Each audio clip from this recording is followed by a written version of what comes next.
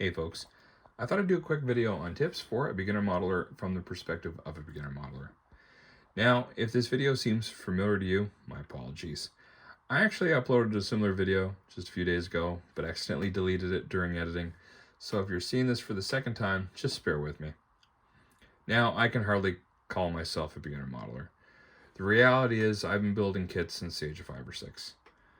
But there's some steps I take even now that I took all those years ago and I was still pretty fresh to the hobby. Steps that may be overlooked by some of the more advanced modelers. So hopefully you'll find this video useful.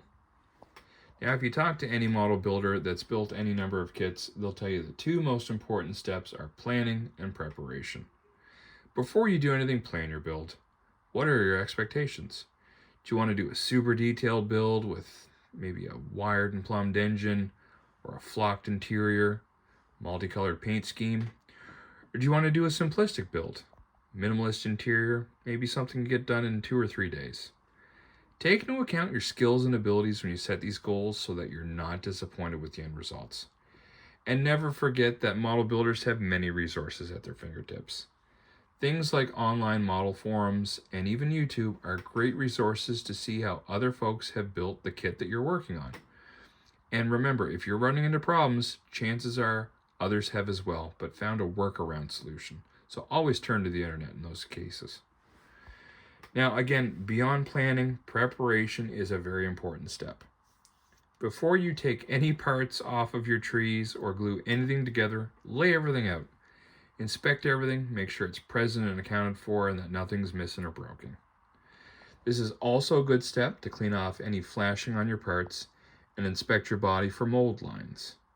Any mold or casting lines can be sanded out, and be sure to test fit any exterior accessories like spoilers, bumpers, hoods, glass, or anything else.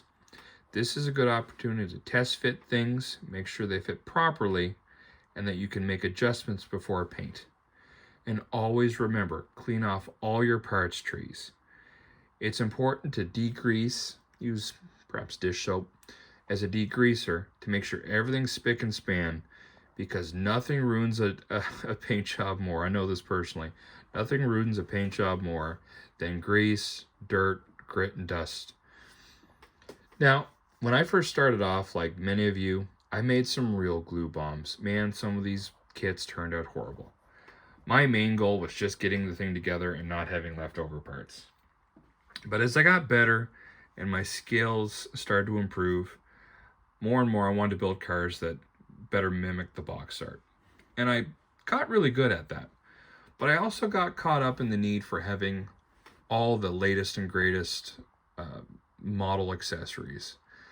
Things like X-Acto knives, paint, and paint supplies from my model supply shop, which in the end got pretty expensive. I think it's important to remember that you don't need all that expensive stuff to get quality results. You can get supplies like, again, X-Acto knives, sandpaper, and more from your hardware store or even your local Dollar Tree. And when I first started painting, I literally raided my father's paint cabinet using things like Trimclad, Krylon, and automotive grade paint. Well, I've come full circle. You know, for years of focusing on very detail-oriented builds that were painstaking and took many months, I now like to do my builds in 2 or 3 days. I view model building just like reading a book at the end of the day or watching a movie. I do it for the thrill of the build, but I don't get so hung up on the finer details. And because I work in real life on repairing and mildly restoring cars, I have a lot of automotive paint. And for that reason, I find myself turning back to automotive paint. I'll tell you, automotive paint, doesn't matter the brand, I have Duplicolor here, is a great value because for less money than a can of perhaps Tamiya or some of these other model grade paints, the automotive paint gives you more, so you get more for less. And not only that, these are factory matched colors, so often you can get the exact color you're trying to achieve. So beyond that, when I started really getting in depth in the hobby and achieving more detailed builds, I went full tilt. I had an airbrush system and a paint booth. Now, I've kind of gone back to the more simplistic ways. I no longer use a paint booth. Instead, I just paint in the corner of my workshop. I try to find a dust-free corner and paint in there. I don't hang my parts either. I actually paint my parts most of the time while still on trees, with the exception of body parts, of course. Some of the more advanced modelers may tell you that's not the best way to achieve the most, precise results.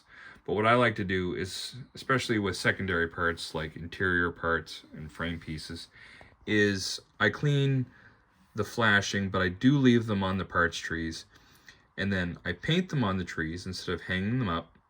And I find that's the most practical and economical way. And then when I'm done, I remove them from the trees and just do any little touch-ups as necessary. That being said, that's the style that I'm using right now. Feel free to use your own. But in getting back to the need, or rather the lack thereof, of buying all the latest and greatest paint supplies from your local model shop, in having colors, here's a perfect example of how you can make one color do the work of three colors. And I'm going to use this particular model for example. Now, I picked this off the shelf for no other reason than the fact that I built this model almost 25 years ago. I believe it was the late 90s, maybe 2000 when I put this together. This is a 98 Viper GTSR. It was a very basic kit. It's a 1/24 scale, and I believe it was mostly snapped together, a little bit of glue, and a little bit of paint. As you can see with the exterior, I went with this steel gray metallic, and I did hand-cut vinyl for the stripes. And with the interior, I went pretty simple. I went with like a charcoal gray, or like a charcoal black almost, for all the interior components as well as the frame. But here's the thing, although it's the same color, you'll notice there's three different sheens. On the dash, I have a flat gray. For the seats, I have more of a satin gray. And I also use that flat gray in the cargo area as well. And underneath for the frame, especially the frame rails, I have a gloss gray, or black. It's more of a charcoal black. Now, although that seems like it's three different colors, three different variations, what I actually did was had the one color. I dusted everything in the same charcoal black, and then used three different clear coats or top coats to achieve the sheen that I was looking for. So that's a perfect example of how you can get three colors out of one can of paint. And you can do that with so many other colors. That's why I think it's really important. Don't get caught up with having, three different types of, white or black or any other color. Consider using top coats, and especially like semi-glosses, glosses, and matte clear coats, because it really opens up so many doors, and it also takes away the need to have so many different variations of paint. So that is a bit of a pro tip for me. Beyond that, I'll basically end with, have a lot of fun, okay? Never lose sight of the fact that we build for the sheer enjoyment of it. Again, there was a point where I was getting caught up with buying nothing but model grade supplies and model grade paints. And by the way, don't be afraid to use just good old super glue. That's a name brand, but I find the dollar store or Dollar Tree stuff works just as well. That's really great. 10-second tack up, so it gives you enough time to kind of move the parts where you need to, and then once they're set, you don't have to make a jig or anything. They're on there for good. But getting back to it, just have fun. If model building becomes stressful and you're getting really hung up on the details, you're doing it wrong. This is a hobby. We're here to have fun and just enjoy it. So as always, happy modeling. I appreciate you watching my videos, and if I get another one on the bench, you'll be the first to see it. Thanks so much, folks.